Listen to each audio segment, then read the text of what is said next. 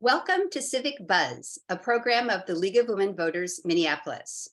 I'm Ellen Van Iwarden, the League's program director, and I'm glad you've joined us for this important program on the Minneapolis Public Schools and its challenges and opportunities.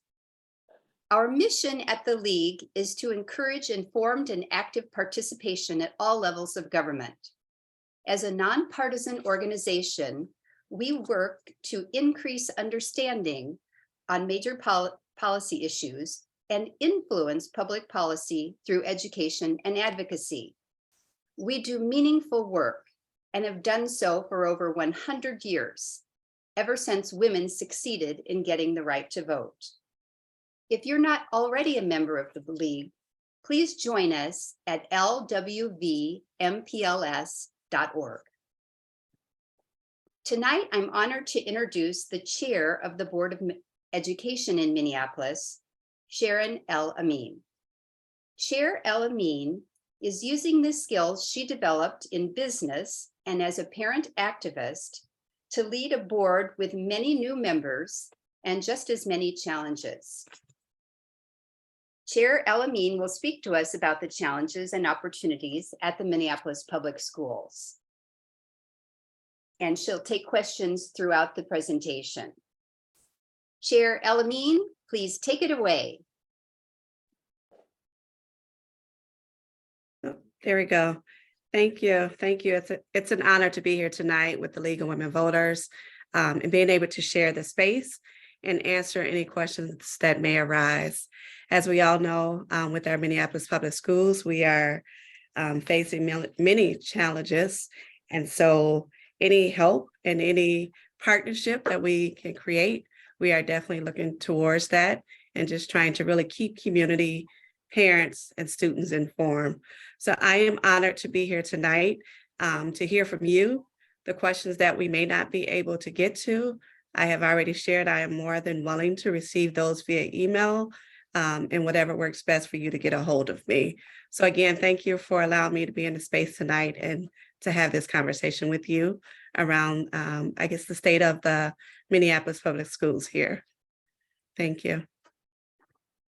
Great, thank you. So the first question is on the Minneapolis Public Schools budget. And what do you expect will need to be done in order to balance that budget once the special COVID funds are gone? Thank you. That is a hot topic right now.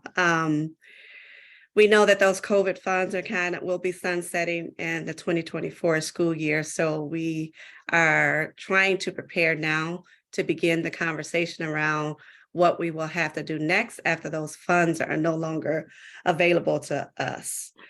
While we are hopeful that our legislator, from what we have seen, from what we have watched, will continue to provide dollars and increase funding, we can't plan on the what ifs, right? So we are still trying to budget as if those dollars will not come to us. Again, we have to budget based off the number of enrollment and really take a look at where we are today versus what the legislators may step in and help us with. Now, we are still working towards pushing for the federal and the state government to fully fund our special needs and our ELL language, right? To make sure that, again, our students are able to receive the resources and things that are needed within our public schools. So we will continue to do the work along those lines within the legislative session.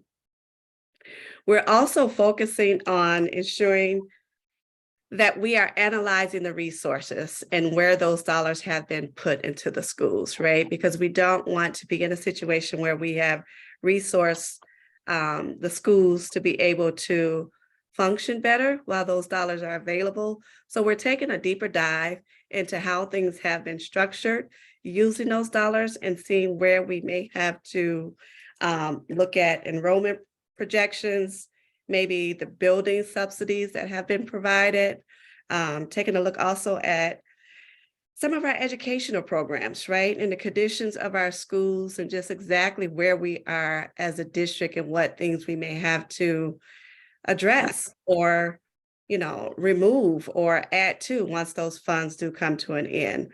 Those are all areas that the conversation must be driven by, that we must stay open and focus on what's next after those dollars do sunset. I will say,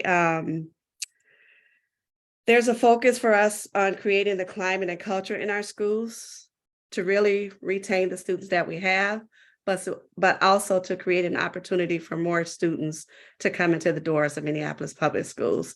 So those are all areas that we are trying to stay ahead before those dollars actually sunset in areas that we can work on as a district. Great, thank you. What would you say are you mentioned increasing enrollment or making the culture such that it will increase. What are some specific things you're doing to try and increase enrollment in the Minneapolis Public Schools? One of the things we're working on with our MFT, our union, along with the board and district staff, is to really get out and do a robust groundwork campaign, right? To really get out and door knock and talk with neighbors, talk with families to see what is it that they're looking for, what is it that we can do better, what may be missing, but just to really have community conversations.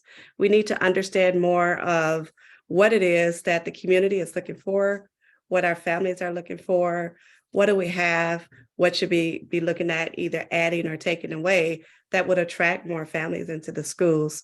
So communication is going to be a big part of what we are being more intentional about, sharing our stories, listening to community, listening to staff, listening to families, and really seeing what the needs are and how we can better serve and attract the families at the same time.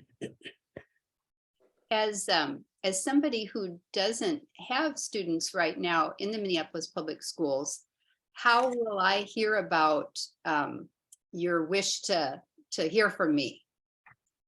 That is a good question. What we have recently started doing is trying to be out in community more, those community partnerships, tapping into League of Women Voters, right? To see how we can better maybe get information to you. Maybe there's a newsletter or something that we can feed the information through to these different organizations for just that group of folks, like you mentioned, that are not in the space anymore. But also trying to be more, the board is actually trying to be more active too and helping in that role. So we as board members know that we can go into our community, we can be more actively engaged at different sites where people show up at. There's a ton of community newspapers, right, that we can utilize and do different things. So this board that we have right now, I think is really stepping in and taking on more ownership of what is it that we can do even to help the district and the work that's being done. So that is another plus, I will say, that's being added with the board currently. Nice. Catherine Shrees, you got a question, it looks like. I do. Sharon, thanks for coming. Oh, excuse me. And League members have been longtime supporters to the public schools. And I am just wondering, there's been a lot of conversations over the years, even when I was on the board, about interviewing families when they leave the district. Why are you leaving, and what would have made you stay, or what would make you come back? Are there any plans to do a more systematic analysis of that? Thank you for that question. That system is in place. While there's a lot of work that needs to be done in that area around the intention behind it, I think that has been data that has been collected, but nothing has been done with it. Again, so as we are trying to, right now, the current board is going through a mass board training, which is something that hasn't happened over the years. Those are all steps and protocols that we are looking to put in place. Again, because it's one thing to collect data, But when you just collect it and it doesn't go anywhere, it's of no benefit to the community, to the district to do what we need to do better or to continue to do what's working for us. So again, that's an area that we know we need to be more intentional about and that we need to really make the data work for us that we're collecting. So my hopes as chair with the board again is to make that a priority, is again understanding what the needs are of our families, how do we serve them, what are we doing well, and what can we do better. Yeah, Thank you. Great. So another issue that the league has been involved with over the years is working to close the achievement gap. And what new steps is your board proposing to close that gap? I would say part of what we are doing as a new board, there's some things that are already in place. But if we go back to things that have been in place, we have the data, but we don't know what has been working versus what we're doing well, what we may be wasting our time on. The board is diving deeper into the data, asking more direct questions, wanting more of a breakdown of how that data shows up, and just really understanding the information so that we can see exactly where that achievement gap is taking place. We have words that are, you know, we kind of throw these different languages around, but without really diving into it, it means nothing to us. Again, this board, I feel like we got a different energy, that there's a different, there's more of an intentionality on the data to help us to do the work in a better way. And so we are pushing to even change the model of how our committee of the wholes are done so that we can make that more of a business meeting to allow the board, again, to dive deeper into where those gaps are happening. What do we need to see? What's working? I say all that because right now we currently have the high dose tutoring that was just recently put in place as one of the ways to attempt to do better towards that achievement gap, right? Well, we are trying to set up a time frame on where 3 months or 6 months down the road, we'll take a look at that data and really see what's working, what's not working, to give us, again, a better gauge on, is this working for our families? Who's utilizing this tutoring service, right? Is it something that's possibly just sitting on the shelf? By asking those direct questions, we'll be able to see what's working for us, which will help us to better understand what is taking place. We also have started including more professional development training for our teachers. Again, trying to give them more opportunity to lean into the spaces where they feel they may need more help, more resources, things that can better them at the job that they're doing, or to assist them in the jobs that they're doing with the culture of children that we and families that we are working with. So that is, I think that, again, it's all about us as a board. The stronger that we can make our board, I think the district will show up in a more stronger and professional way, and recognizing those gaps, where we are, how do we handle it, what's working, where are we wasting dollars, right? What do our families want to see, and how do we move forward? Thank you. Looks like Dorothy has a question. Okay. Dorothy, you may need to unmute yourself. I'm sorry, Dot Lilja. I wondered if you're having any reconsideration of your decision to put technology at North High School. I'm getting vibes that students are not choosing to go up there for an hour, or they can't get it into their schedule, and they're therefore not getting the courses that they're presently getting at their local high school. Are you reconsidering that at all? Are you talking about the CTE program, or give me a little more detail? And I don't know what the letters are, but it's where all the technology is going to North High School, and Yep. students from other high schools have to bus or drive to go there for an hour to get whatever courses they want and then go back to their home school, and they can't get it in their schedule. Right. Okay. Yes, that is the CTE. Thank you for that question. No, we are not. We are still trying to plan and prepare and make the necessary adjustments to be able to make sure that that school is open for all to be able to attend. Now, there will be some challenges, as we know, with the transportation back and forth. So again, we're trying to look at it, look at different measurements, looking at partnerships, trying to work with the city and different ways that we can partner and get some assistance around the transportation area to help better equip families to not only be able to get there, but so that families feel safe, right? And that they are not worried about their children having to take those long bus routes or to walk the distance up to the city bus route. So all those are areas that we are working on. The city right now with Metro Transit, we are trying to build a relationship with them also to help within that area. So plans are still in place for the CTE to be open fall of 2023. And again, we know that there will be some challenges, but we are trying to create some partnerships to help better that and make it a smooth transition. Thank you. Thanks, Dot, for that question. There's one other question that was in the chat, and that goes back, I think, to our budget opening question about the budget. And Rosemary asked whether or not you're considering closing any of the smaller schools. I don't like to use the word closing, and I think that'll be in one of the questions further down the line that was sent to me earlier. We are looking at possibly repurposing some schools, combining some schools, right? We have to right size the district. And so whether we say closing or whatever terminology is used, bottom line is we have to resize our schools, right? We have to make sure that we are able to sustain ourselves.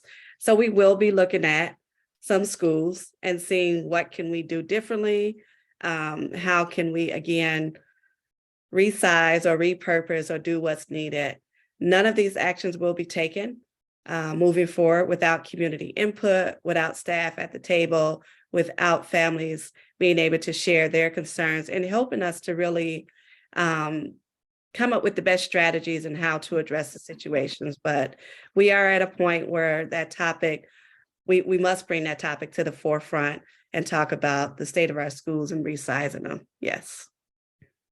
All right, we've got more questions, and I'm correct me if I go in the wrong order, but it looks like Margaret Berg was first. Okay. I'm just wondering, I know the park board has some relationships with the Minneapolis public schools.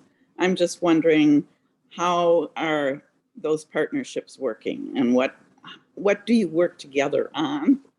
Mm-hmm. So one of the things we work with the park board is trying to do some like the after school programs.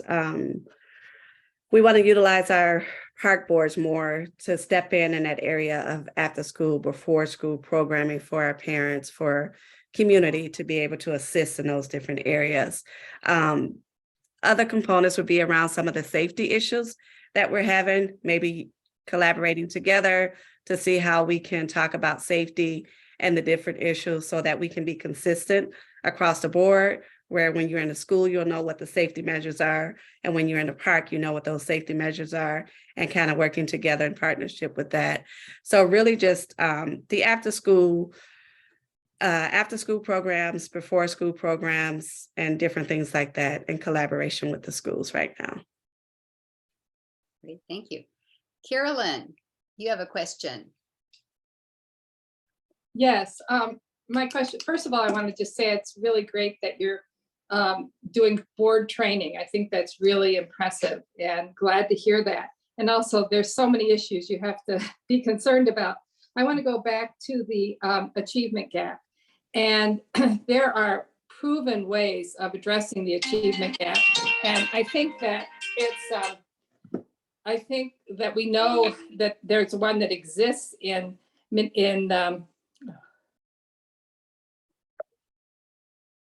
Oops. Carolyn? Lost her. Yeah. Let's go on to Kathleen, your question. I think I can talk a little more about what this last person was just mentioning. I heard Alan Page talk on NPR this week, and one of the topics they talked about was the gap in the ability to read among students, as there's such a huge gap between the students of color and the white students.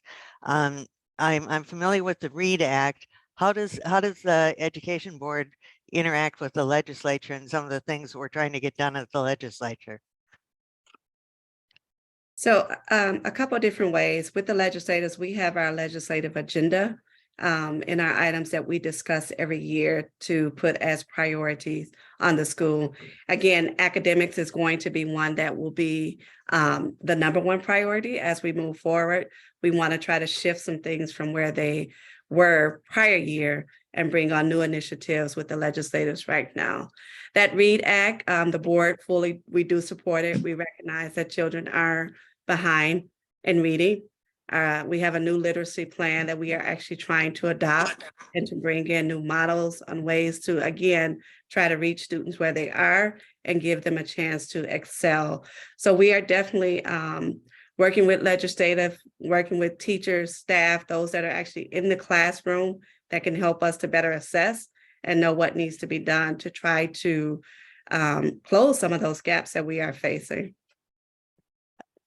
Can I have one more question?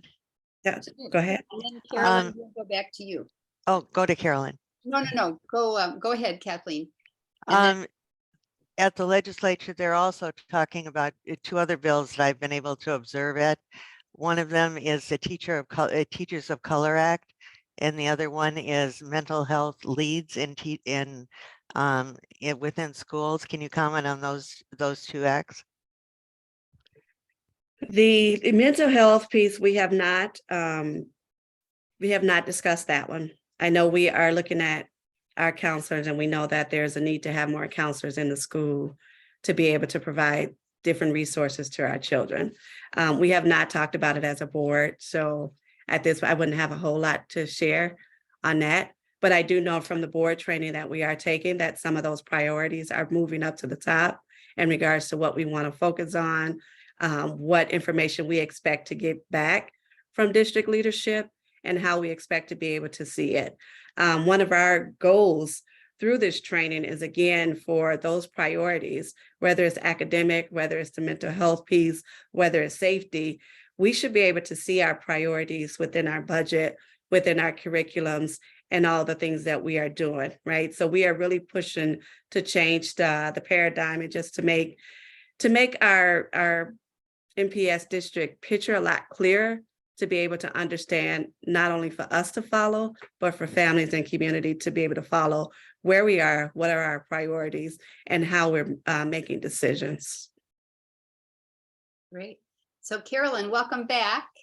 I'm sorry, my granddaughter, who's a student in the Los Angeles Public Schools, just FaceTimed me in the middle of our conversation, so I'm sorry. But I guess I think you may have answered part of it, but there are proven ways out there to lower the achievement gap. And how quickly can Minneapolis Public Schools move in coordination with curriculum leaders to really address this? And I'm sure that there's a healthy core of volunteers in the city who would help with that as well. And I know the Richfield schools have begun to move on this. So that's my question. That again, what I would say to that is we are trying to build those partnerships and relationships, but also wanting to respect the teacher, the folks that are in the classroom. So the more that we can try to partner and work with them to tell us what is the needs, what do they feel they need by providing that professional development training, the better that we will be able to serve our children. Also by having these roundtable discussions, again, as we as board members go into the spaces and really hear from parents, community about what it is they would like to see and how they'll like to be a part of it. That for me will make a huge difference in regards to the achievement gap, where we are, and how do we all own it and try to help to resolve it in the best way that we can. Thank you. you. Next question from Judy. Yes. Hi. Thank you for being here this evening. I really appreciate you being here and also your service on the board. My question relates to civic education or civics. We seek to register voters, especially your youth. And I know it's been going on, quite frankly, for a long time, that civics education has become almost non-existent in schools. And I was wondering, in terms of especially our high school and middle school students, whether that was a topic that the school board has put on the agenda of how to improve the understanding of how government works, the importance of voting, et cetera, amongst our young people. Currently, that is not on the board's priorities right now, but I will say that there are some schools that the principals are taking more of that initiative to make sure those things are happening. Again, trying to leave room for the administrators and for teachers to be creative and to recognize the need and what needs to take place in a school. Currently, it is not on the priorities for the board. It could change, but at this moment, it is not one of the topics. But I will note it here and take it back to the group as well when we have an opportunity for discussion. Great, thank you.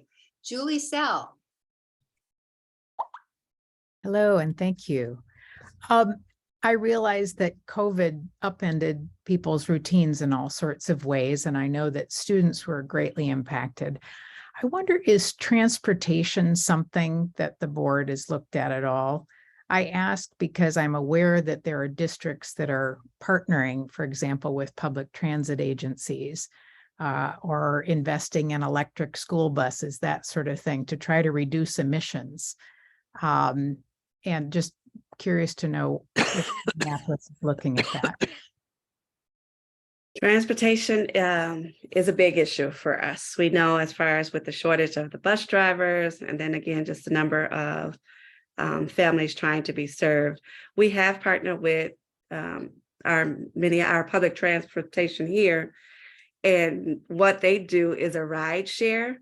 Now, I don't think we have, and I'll just own it, I don't think it has been shared enough with families to know that that service is actually available. Metro Transit does a ride share to where families can really carpool. It can be up to 3 or 4 students in this ride share to be able to transport them back and forth to school. That is one partnership that we have been able to kind of work with to address some of the transportation needs within our community. We have not talked about the electric buses at this point, but again, that could change because we know we are in that era where things need to change. So, but it is not a topic that we are discussing right now.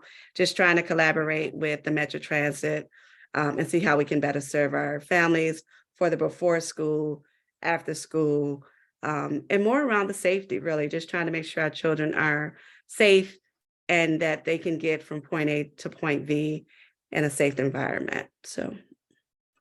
Thank you. Margaret.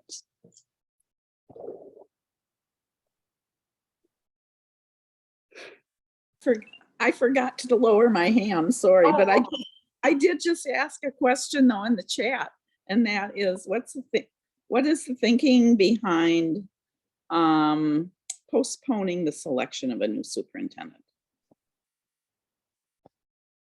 Well, that was actually an amendment that I brought before, so that was one of my amendments that I brought before the board. And my intention behind that, when I brought it again, we have a brand new board. We have 5 new elected officials that came onto the board. There was 4 of us that were returning, but that was a whole new board, right? Some that showed up or is here now with no board experience. So that's why we really push for the board training. For me, to look for a superintendent to where we don't have our priorities in place would just set us up for the same thing, right? We are bringing this person into our home. We don't know what we want to hold them to as far as accountability, as far as expectations, as far as academics. It just wasn't the right time for me. I feel like we need to do more board training. We need to understand our role. We need to identify our priorities.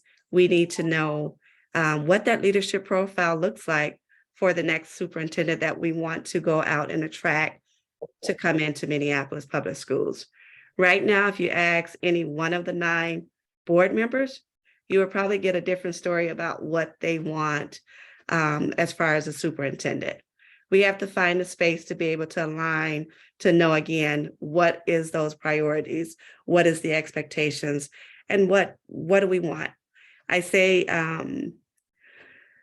our district is only going to be as strong as our board. So right now, for me, I really want us to focus on strengthening our board, on us understanding our role, and how do we show up and help the district, or make sure that the district knows what we expect from them. Thank you. Chair Mean, I know I've been concerned that postponing the search might also mean that some of these tough decisions on budgeting and right sizing, as you mentioned, might be postponed as well. How will you make sure that you keep moving forward on those decisions? Well, I think right now we have an interim superintendent Cox, right, who's been in the district, who understands. She's been in the classroom, she's been on the ground, she knows what the need is. So for me, that's actually a plus, right? She knows where we have fell short, what needs to be done. So she can bring all that to the table to share with us as we are making these decisions. There may be some things that we'll hold off on, but at the same time, we have to push through these things with the leadership that we have in place. And I'm confident that Rochelle will lead us in that direction and be able to pass along a clear plan for the next superintendent that we move in, so that they can pick up and continue the work that needs to be done. Do you think that she will be permitted to be a part of the search or a possible candidate? Well, I mean, I don't know if I can answer that. I will share that anytime we ask, she's been asked about it, she has no interest in being the permanent superintendent. Those are her words. So we are going to try to, again, I think she brings a wealth of experience to the table, being able to share her experiences and what she knew before, but also what she has walked into, right? So what she walked into, she's working to make it even better for the next person that will walk into that position. So yeah, I'll say that much. Yeah. Kathleen. I think she's muted. You need to unmute. Traditionally, you said you're kind of figuring out how you want to do things before you get the superintendent. But traditionally, what is the role of the board, the school board versus the superintendent? And who sets the agenda for different things? I mean, well, we as the board, the superintendent is our one employee. So if she's our one employee, we have to tell her what it is we expect. And then we have to trust that she will, not even trust, we have to expect that she will go out and demonstrate what we have shared with her, our expectation within her cabinet and staff that she has on the floor doing the work. So again, as our one and only employee, we have to clearly define what it is we expect, and then allow her to do it and let us know what the need is to get the job done. From the time that I've been on the board, I can't say that that has clearly been outlined. I think, again, we have a board right now who is willing to own a little more accountability and to really step into the role. So we are, I hate to use the term, I'm not going to use it. We are the overseers, right? We are the ones who oversee the district. So as a board, it is our responsibility to set the priorities and the expectations and to allow the superintendent to do the work that needs to be done. Thank you. So Chair Elamine, what do you think from your time on the board, what do you think the greatest challenge is in the Minneapolis Public Schools? The greatest challenge in the schools, academics.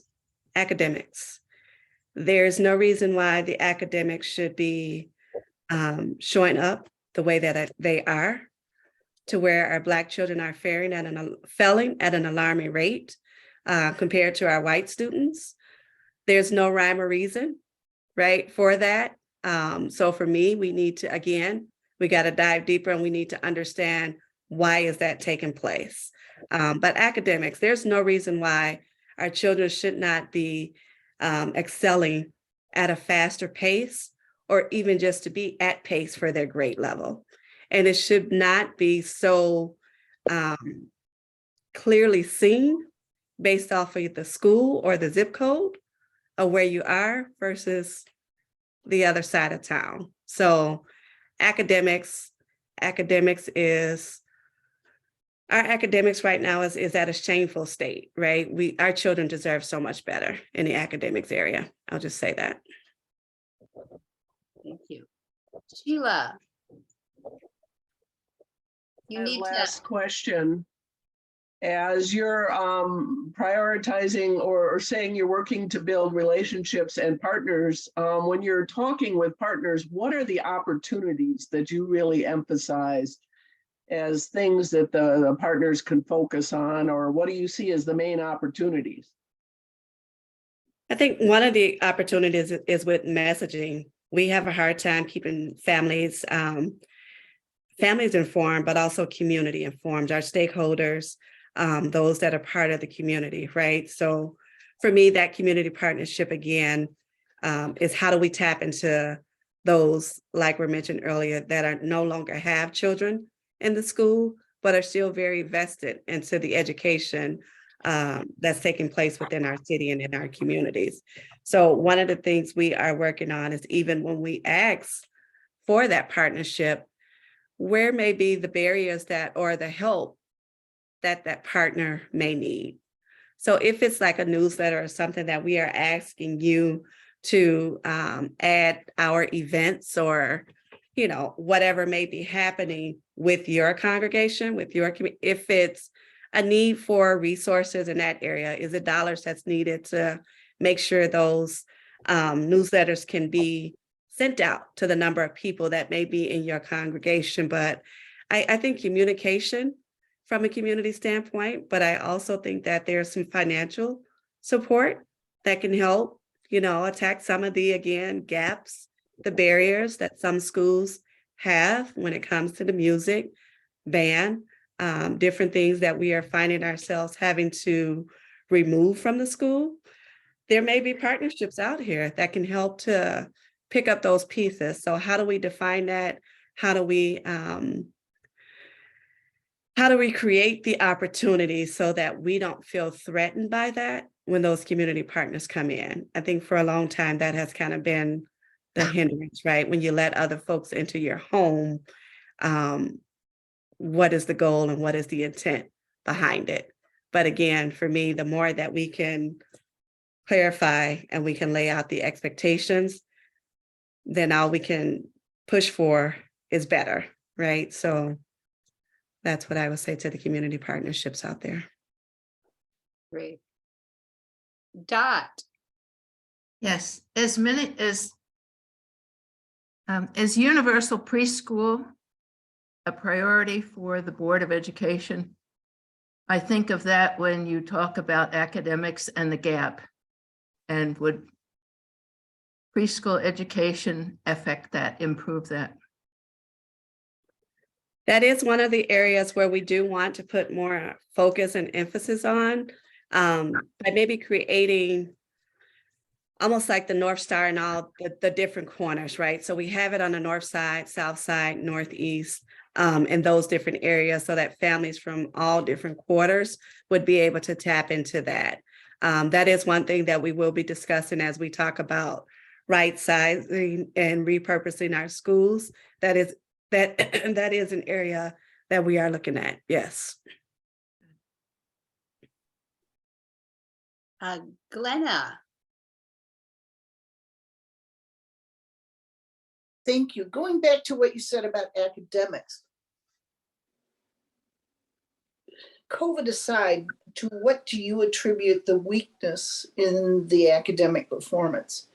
Is it a teaching problem? Is it a culture in the schools problem? Is it that parents aren't invested in or don't understand their role as helping their children learn? What do you think are the key factors that have created the weakness in academics that you've described? I think it's all the above of what you just named. I think it's parents. We need them more involved. I think it's teachers needing more professional training for the different children that they are serving, that we find ourselves. I think it's all the above. It has to be a partnership. It has to be a relationship that's created from everyone to know where this child is, what help the child needs, how we can better be of assistance to each other, to not wait for the failure, but to be able to identify it throughout the process, right? And that again comes back to the teacher, the parent, for us all to have a relationship with each other. I also think as a district, we could have better ways for parents to be able to track this information, right? So that they can tap in, whether I'm at the school or at home, having more of a connection to be able to know where my child is and what they're doing. I had a parent recently reached out to me and was very upset because their child was receiving A's in their English class. When they took the time to actually read through the child's work, the paper had no punctuations, had misspelled words. There were all type of errors that should have been detected, but instead this child was getting an A in that classroom. And so what was said was that, well, the child is showing up. They're not a problem child. They're in class. So that was enough to give this child an A for effort. Depending on where you are, I mean, culturally, that's not something that flies, right? We don't, I don't think any of us accepts that, right? You're supposed to identify the error because what happens is patterns begin to form. So to answer your question, we have to be all hands in building those relationships. Parents have to be able to feel comfortable enough to talk with the teacher, and the teacher should be comfortable enough to talk with the parent and to build that relationship so that the student gets what's best for them. This sounds like a crisis of low expectations. You nailed it. You nailed it. Not acceptable. Totally agree.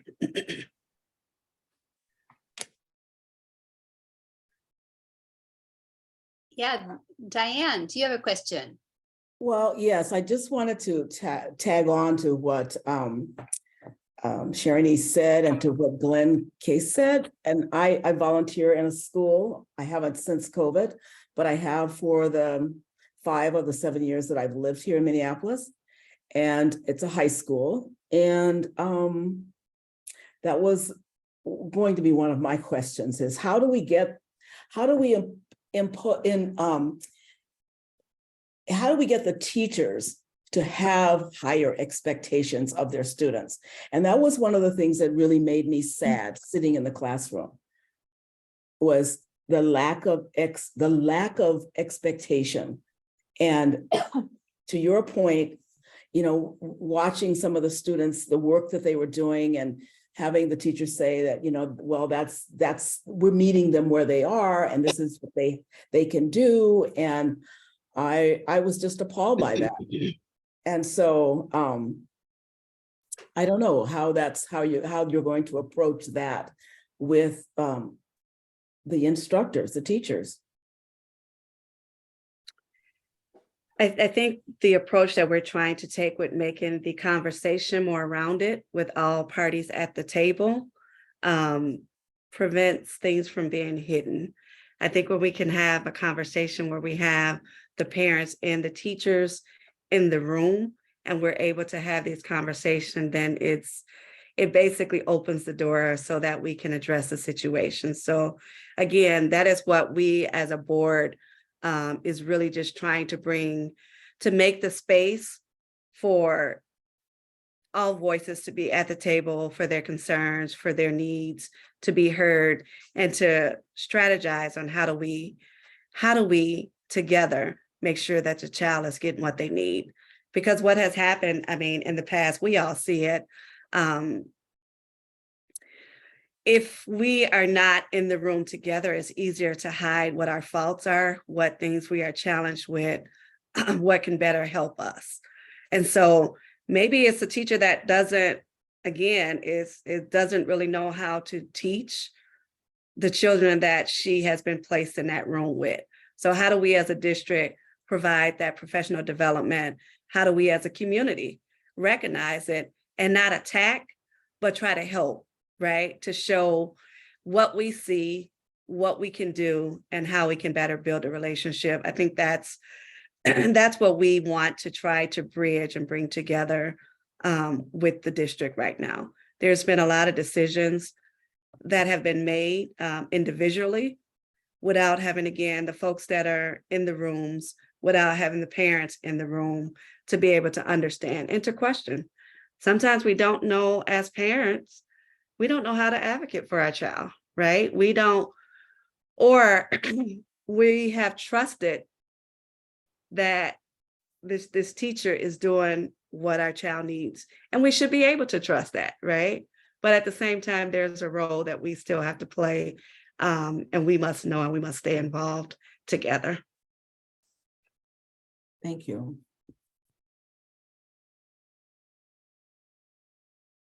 Judy.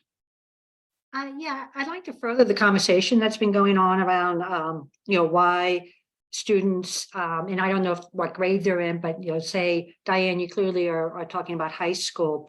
What role does the curricula that is provided by companies, and particularly around reading, that may be misleading both the student, the teacher, and the parents on the child's ability to read? There's certainly been podcasts recently about that. There's a documentary about that in terms of I think it's the whole word approach and balanced literacy, the potentially severe deficits around that. So if that is the program provided to students, kindergarten through grade 3, teachers doing what is being asked of them and the materials provided to them, and then the students get into 4th, 5th, and higher grades, teachers are faced potentially with children who have never been taught to read because the curricula that was provided and the teachers were following and the assessments that were being done were deeply flawed. So I guess I admit I'm a little troubled by automatically saying it's the teacher's fault when in fact there could be many other things that contribute to it, in particular the curricula that has come from the balanced literacy and the whole word approach on reading. Thank you. And how I guess the question I have is for children who have been sent through that curricula, and clearly the test scores show that there are probably many children right now in grades beyond 3 who have never been taught to read, not because of poor teachers, but because of the curricula. What's the approach to bring those kids, teach those kids to read without blaming it on the teachers? And I just want to be clear, I don't think there's a blame being put on a teacher. I think there's a partnership that we're saying that needs to be formed for us to recognize and do things together. So again, for me, if I'm in a classroom or if as a parent, I'm recognizing that my child is struggling, we have to try to stop it instead of continuing on as if nothing is in front of us, right? So if you're in a space where you recognize that a child is struggling or that this child comes to the district, that's a prevention that should take place right at the beginning, right? We should be able to recognize that. We should be able to try to put those things in place to give that child and that family the help that they may need. Because you're right, that happens all the time. We have children that come into the school that have not had the opportunity to be at some of these preschools or to have those learning opportunities before coming into a school setting. But it is still our job as a district to make sure that we are giving that child the best opportunity to succeed and that we are recognizing along with the parent to be able to come up with a plan and the resources to help them in the areas that is needed. Well, I guess I'd like to push back a little bit on that. My grandson is in 3rd grade right now. He's been read to from the day he was born, exposed to books. He went to preschool. Yet when he goes to Minneapolis public schools, in my, having him read to me, like Dr. Seuss books or books that I read as a child, I found earlier this year, early in 3rd grade, he couldn't read.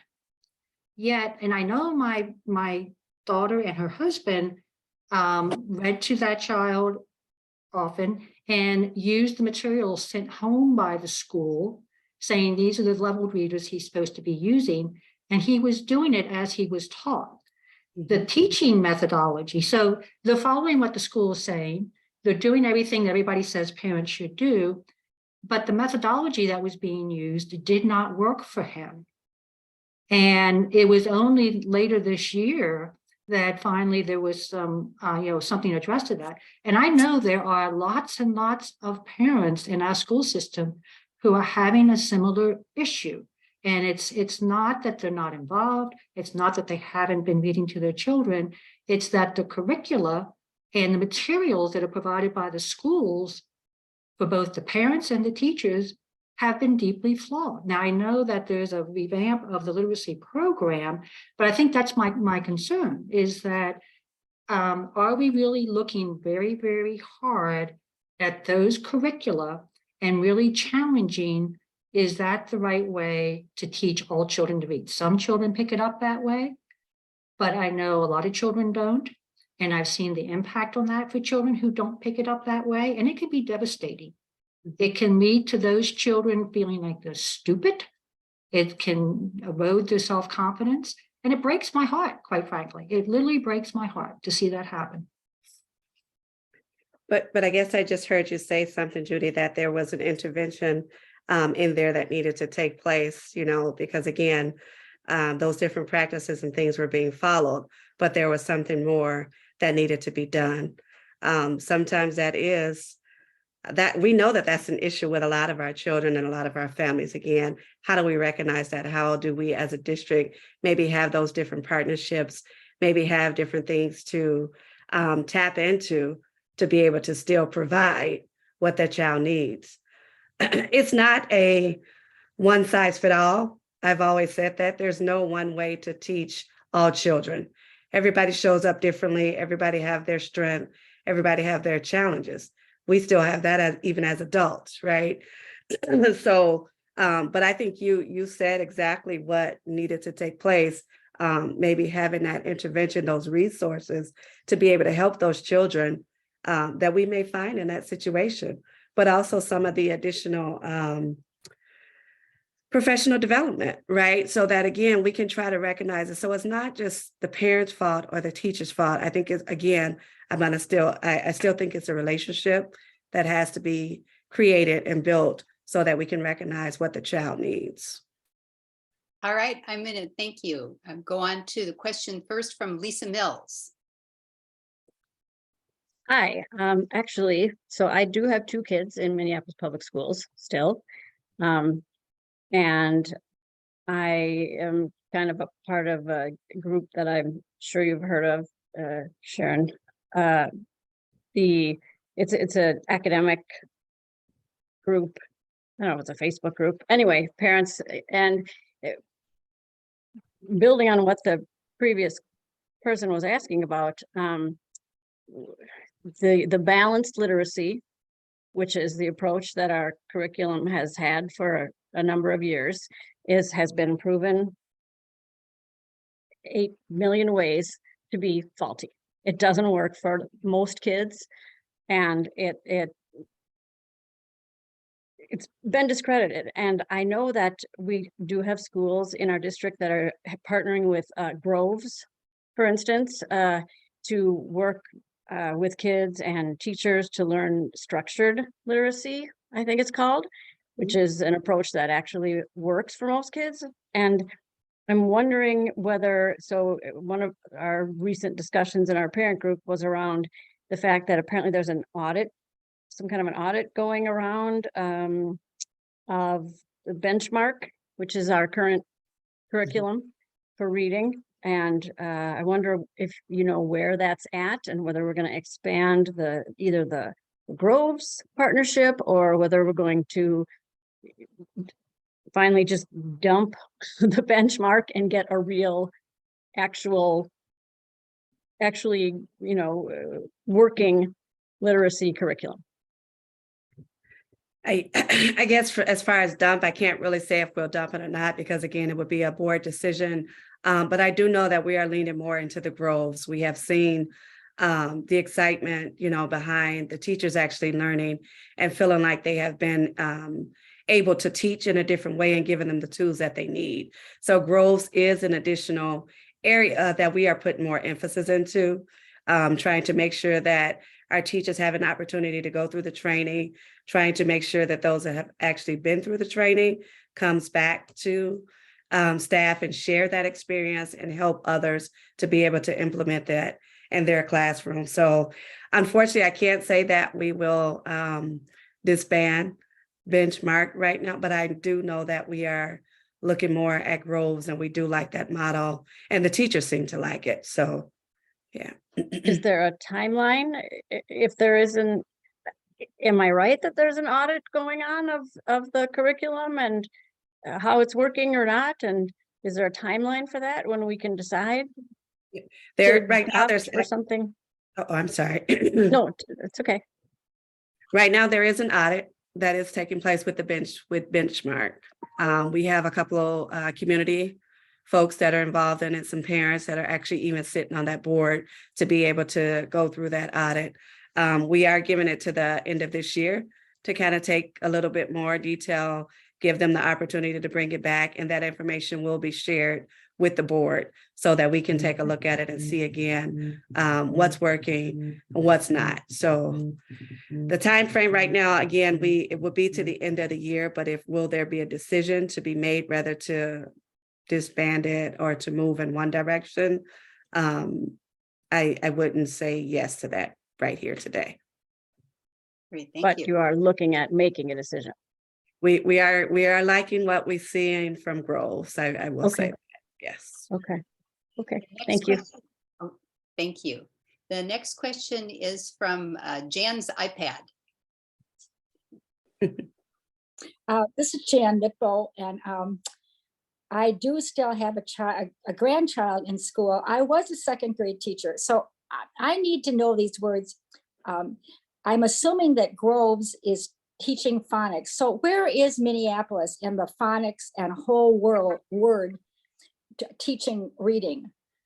I mean, I was shocked to find that we weren't teaching phonics. And so how quickly are we going back to actually teaching children how to read? Is that what you're talking about when you talk about phonics? And what is this other program? I'm sorry, I've been out of the classroom for so long that I do not know that. Can you answer that question? I can. So Groves is taking us back to that phonics to be, again, more I say friendly, right, towards our children learning and being able to give all children an opportunity for where they are. Benchmark has been around from years. I mean, we know, I'm not a fan of Benchmark. I will just say that I haven't liked it from when my children were in school. It's just not, I was blessed that my children had teachers that went, they got very creative in how they taught my Black son, right? They knew that he needed things in a different way. And he was blessed with that to be able to be recognized again in the school system. Groves is one that will take us back to the fun. We haven't been doing phonics for years now. So this will get us back to the good old days, I guess, right? What was working, what we grew up on, what helped us to be where we are. That's what Groves brings to the table. Yes. Great. Okay, so can I just follow up? Mhm. So you're telling me that whole word, which you're still using, is that correct? I mean, that benchmark is really the whole word system, and Minneapolis is still using that. Is that correct? We still use Benchmark. That is correct. And It is still- is that a whole word learning program? Is that what that is? Where you figure out the word from the pictures and from what you think it might be? Is that Yeah. what that? That's and exactly and what you're, it And is. you're waiting until, I'm sorry, but Minneapolis is waiting till the end of the year to get rid of that? Again, we're right now going through the audit.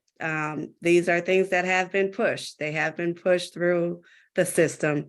Now, like I said, we have this new board. We have different eyes on it. We are trying to ground ourselves to more other governors, to asking those questions, to show the data, to be able to know what's working and what's not working for our children. So yes, it has been for the last, I want to say maybe 8, 9, if not even longer than that with Benchmark. So Okay, but I'm this is gonna- Jan again, just one more. But the research is already there that shows that whole word doesn't work. The research is all laid out. I think some other people alluded to that. I hate to well, I'm done now, but I'm just saying the research is there. There's no reason to continue with that any longer than we absolutely have to. It's just damaging to all our children.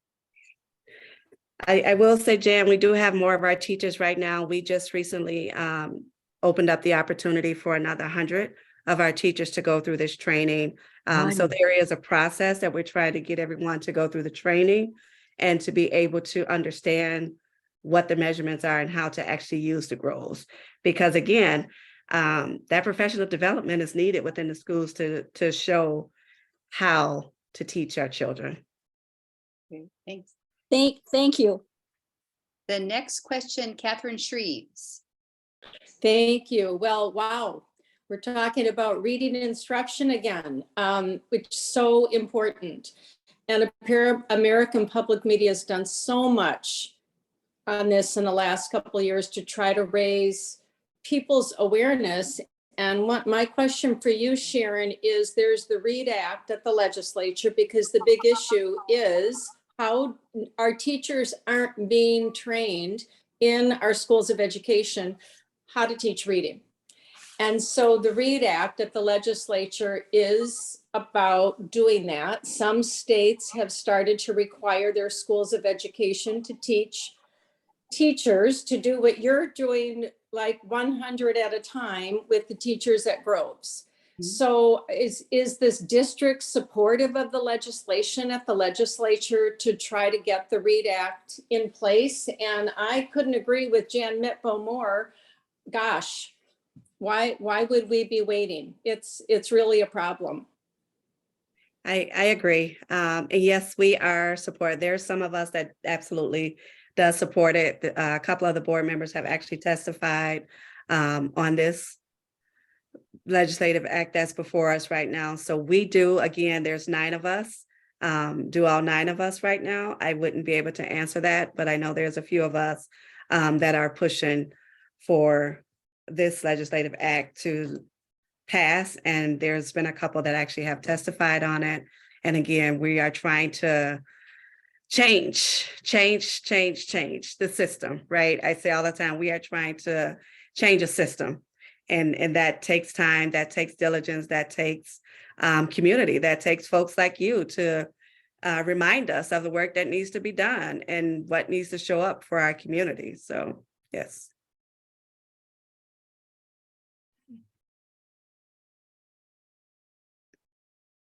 I think you're muted. Sorry, I'm going to skip Glenna and Sheila for just a second and go to Karen, who hasn't had a chance to ask a question yet. And just want to throw out in terms of the time that we will need to finish about 8:15. So I think we'll have room for these questions. We've got hands raised now. But then Chair Elamine has said, please email her. She also gave me a phone number to give you, so you can keep asking the questions. But Karen, please go ahead. Okay, I suspect there's a cost, financial cost in shifting from Benchmark to Groves, costs of books, et cetera, et cetera. How big how much does this go into the hesitation to change or the delay in changing? We actually were recently just awarded a grant that actually allowed us from a partnership to be able to allow our teachers to go through this training. So there is some cost that is tied to it that affect us right now with the budget crisis that we're in. I don't know that exact number to be able to share here tonight, but there is some financials concerned around it being the financial state that we're in. But the fortunate part is that we do have community partners that have actually come to the table and have allowed us to start the process through the Groves training right now that's taking place. That's great. I'm glad to hear that. Yes. Okay, back to Glenna. Thank you. I was thinking about this. What proportion of our students are immigrants where English is not their first language?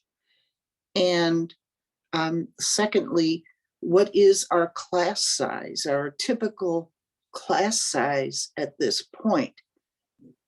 It seems to me like these have got to be major factors in how our teachers are able to teach and how our students are able to perform, because I think I learned to read by what you guys are calling this whole word things, but my parents drilled me every single night with flashcards and read with me every single night, as they did with my brother and my sister. So that's not going to happen in an immigrant family where the parents and grandparents don't even speak English necessarily. So I just wanted some sense of how big a problem that is in our schools. Our immigrant population, our ELL student is actually rising. The month of February, I think we had about 1,500 English ELL students that came through our doors. So we have recognized the need for that. We are pushing from a legislative standpoint to fully fund, again, the schools in that area. At the same time, we are recognizing, and that's one of the things that the superintendent has been doing, is trying to make sure that staff reflects those and we're able to at least have the opportunity for those children to feel connected and to be able to give them some of the resources. Now, that's not in every school. That's not in every school. So we are challenged right now, again, with staff, with these individuals to be able to help fill the gap. As far as class sizing, 28 right now is the highest in the class, and that shows up, that could be differently north side versus south side, right? I think there may even be one or two classes that have 31 in a classroom. So class sizes does vary. You have more of the larger class sizes on south side and the smaller classes on some of the lower north side areas. So it varies. It varies. We have schools that are, just very low enrolled. And so, of course, the class sizes are going to be small in that area. So that's where we go back to how do we right size? How do we make sure that we are utilizing staff that we have now to help control maybe the gap or the shortage that we have in some of the other areas. Thank you. Sheila. Yeah, first I'd like to say I really appreciate your willingness to go into a deeper dive and share the passion that obviously some people in this group have as well, your diplomacy, but also your openness in sharing some opinions. So thank you very much for that.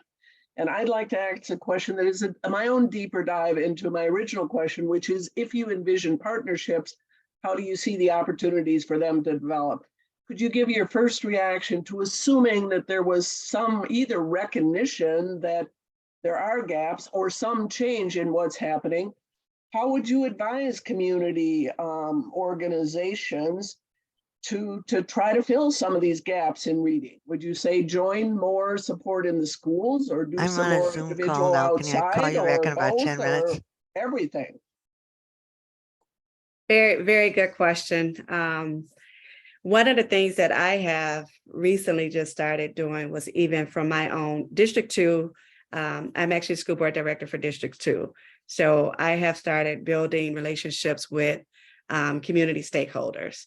I am part of a interfaith group to where we are tapping into those interfaith leaders even to see again, how do we show up? It's just like you said, can we find space where folks that maybe have the time to come into the school to volunteer, right? To help in those class sizes that may be larger and they need that additional support.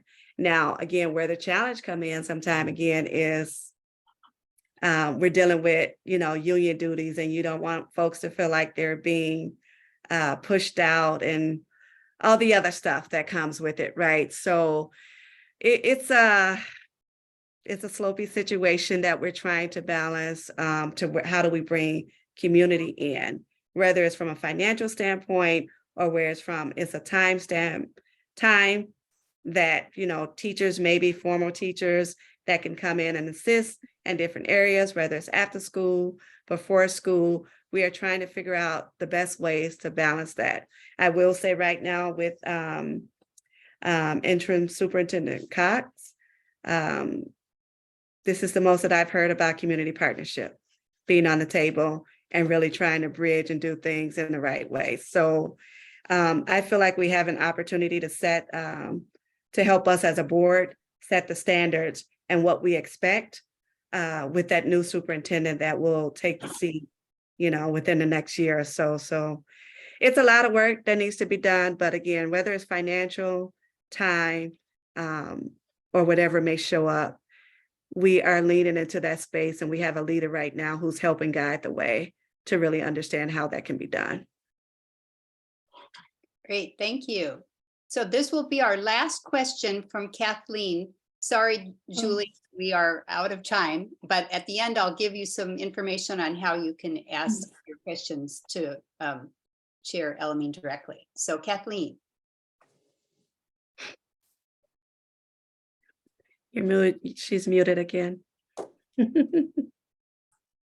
You talked about one of the goals of the board was to address the needs of special ed and ELL students. I was an ELL teacher, and through the League of Women Voters, I work with new citizens. Once a month, we have about 2,000 new citizens in Minnesota, and those new citizens have a lot of children, and it's an avalanche of people coming in, and we don't have a lot of time to waste. And when I was teaching ELL students, I was trained to teach about the language, but I spent 3 years in teaching in high school. This is a second career, so I didn't have that many years to teach. But I had students that learned how to speak English within about a year. They just learned to speak social language, social English, but they were reading at the first grade level. 14 and 15-year-olds reading at the first grade levels, and they were so angry that they couldn't be in mainstream classes because they couldn't read. And as ELL teachers, we were scurrying around trying to learn how to teach math, how to teach English and reading. And the whole system really, really needs to be looked at. And if there are ways to teach reading more quickly and efficiently, we got to get on it right away. That's my opinion. Thank you. I have noted that here in my notes to take back to the board. I will just share that this year we do have a ELL committee who's diving deeper. We have a Somali board member. We also have a Latino board member who actually are taking the lead on that. So they are coming in again and diving more into the need and helping us to understand how to better serve our students. So that was an accomplishment too, as well, with the board this year. So, Thank you. Well, thank you, Chair Elamine. This has been so wonderful. I am really grateful for all you are doing and all you've been able to share with us tonight. And thanks to everyone here for the great questions too. I've learned so much. So as promised, if you have more questions and would like to get in touch with Sharon, you can reach her at sharon.lamine@ Minneapolis. Sorry, I lost it here. Yeah, at mpls.k12.mn.us. And then her number where you could reach her by telephone is 612-986-3281. And again, thank you so much. I'll just put in one quick plug for next month's program. We are looking at the issue of housing and homelessness, and we will have Craig Freeman of Beacon Interfaith Housing Collaborative talking about two projects they're doing in downtown Minneapolis. First, working with men who are just out of prison, and the second in partnership with the Red Lake Nation, working on housing for Native Americans. So I hope you'll join us next month, Tuesday, April 4th at 7. So thank you, Ellen. And I'd like a big round of applause for our chair. Yeah, thank you, Sharon, for your work. Thank you all. I appreciate it. Thanks for having. Yeah. Thank you for sharing the space. I appreciate it. And I will put the email on. Thank you. Thank you.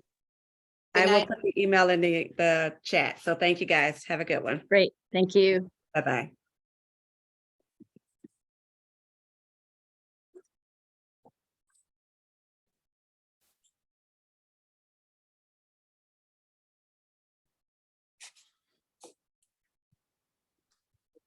Keep it open for a couple minutes here if people want to check that chat, and I'll also put it out on the website.